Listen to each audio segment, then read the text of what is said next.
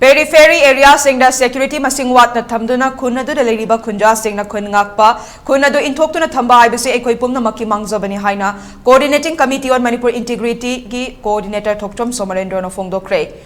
wafamasi ngarang COCOMI na sinduna haukiba chaygi me ahumdagi haudana kuki militant singna maitei furupta landarakliba singak thoknaba laikhong itham moirang purelda leiriba khun ngakpa singda nongmada changraba yadraba chana thaknabagi polam sing mateng pangbagi khongchat kamari lenana phongdokhibani makna makata na hai state force ki award pakaya leibana laikhong itham moirang purelgi miam khudong thiba kaya mayok nare chingkhong chingya nakna khundariba maitei khun singda kuki militant singna nongma kangdana afaba makhalgi khutsu khulai season aduna landarakliba asi thingnaba Laingak na security forcing matik chana thambiu hojik thokliba irang asida periphery area da leidiba mafam singda henba state forcing thazenduna irang asi loishinaba Manipur laingak na achoba thodang lawgadabani amade laikhong ithamoirang purelgi mafam sing maikai edomgi imaibel sing na ngaktuna leiri periphery area singda security masing wat na thamduna khunadu da leiriba khunjasing na ngakchaduna khuladugi niam sing khaktang inthoktuna thamba haibase eikhoi pumnamakki mangjabani haina phongdokhe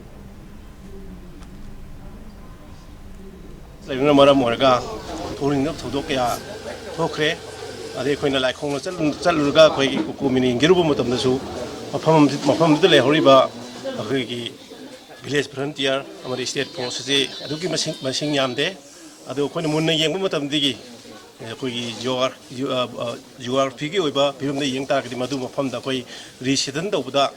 kaisi to dona kai da ba mafam ma oi aduna koina mafam du resident daunagi dumakta state force leiba kundudagi tara amutang ka hakolagadi aduga khoi village defense force COCOMI gi site gi ju khoi haijaraga mafam mudu yaholaga khoi mafam duda samna haibda laikhong da athu mutamda khoi resetten dongna ba COCOMI site gi khoi yamna kan hona jagani aduga lenga haijening ba mana asigumba periphery area da watuna leiba khoi gi security forcing che athu mutamda pichelaga Niam puning leitadana tagu leitadana leibase masi khudakta khoigi leita hanbina ba khoi COCOMI site gi thamjari Nakalamaromda Laikhong Village Authority ki President Laishram B. Zaina Phongdorakpada award pa ngakta ngairaba yum marifu humdoi khaktamak taba khulma chamani mafam asida leiriba khunjasing su anambana inkol khoijaba masana talaga suraga chajaba imung ngaktani hojik su chahi ama fadaroba irang asi loishinba ngamdana leirakpana khulesigi miyoi khara relief camp ta leikhrabasu khunjanupa khara di mafam asi ngaktana leiri kuki signal landarakpadagi Maigi line fauba kaktat kibana inverter dagi samaga mai seasonary matam kharagi mamangda lengak na yum mai chakiba singi award apa thagat na ba hairak padagi thagat khrabasu ngasi fauba thabak to onthorok palaitre mafam asida ngakliba state force ki strength asi yamdabana khudong cha daba kayama mayok nari lengak na su ahen ba meeting changbiduna leiriba 6 mr ki strength kun sigi mathakta ahen ba tara amaga hapchin haninga gi apamba su phongdokhe lengak na meeting changbire haiduna cheng hawai khara pirak panadi hauzik awaba nangliba si kopangamloi suraga chajaba ngakto oibana irang asi athuba matamda loishinduna tangdu leitana lehenaba honabiu haiba wafam phongdokhe